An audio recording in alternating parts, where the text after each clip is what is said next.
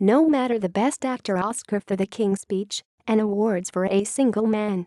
To many of his die-hard fans, Colin Firth will always be Mr. Darcy from the TV adaptation of Pride and Prejudice, as well as the character's modern incarnation in the Bridget Jones rom-coms. But the 57-year-old English actor is now winning over a new generation in the wholly different genre of action comedy. In 2015's Kingsman, The Secret Service, his dapper British spy Harry Hardacre Galahad was shot in the head and killed in action. But English director-producer Matthew Vaughn, always aware of the fans, could not do the sequel without Firth, so of course Harry is resurrected in a super-secret way, sporting a special pair of spectacles and even an eye patch. In Kingsman, The Golden Circle, which opens here tomorrow, the British secret agents of Kingsman led by Galahad's protégé Eggsy, Taron Egerton, team up with statesmen, a similar American group comprising self-made bourbon billionaires, Jeff Bridges, Channing Tatum, Halle Berry and Pedro Pascal. Together, they aim to thwart sweetly diabolical villainous Poppy Adams, Julianne Moore, quest to take over the world from her lair in Poppyland, an American theme park in Cambodia. Firth admits he would have been devastated not to be back for the sequel, yet he got the sense that Matthew was plotting not to lose me so soon.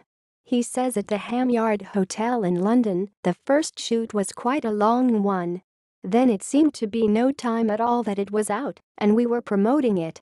During the time, Matthew was already talking about ideas for the next one and being quite determined that I would be involved.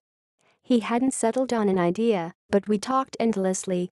I knew he had pretty much made the decision by the time the first one was out.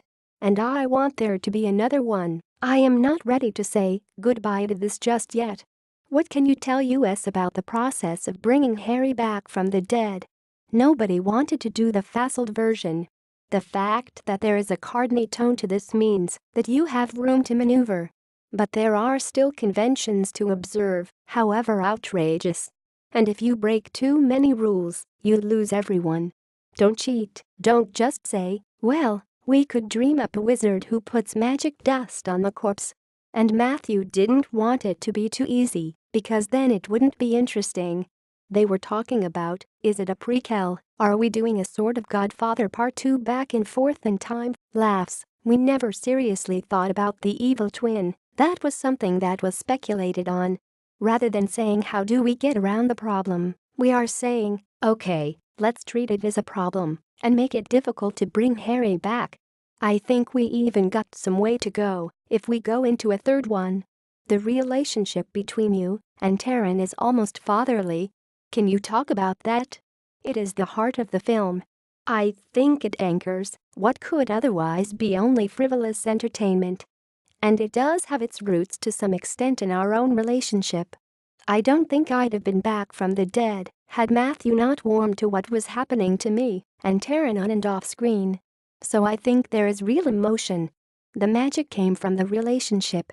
If you make a connection and have a friendship which is also a creative partnership, that is holy grail for all of us really. How was it like acting with an eye patch on? Obviously, I can take the eye patch off anytime I like, but it was an interesting thing to explore. The biggest surprise is your depth perception.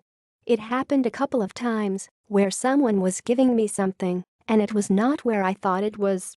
And that is a bit alarming if you have to do a fight scene where distance is absolutely critical.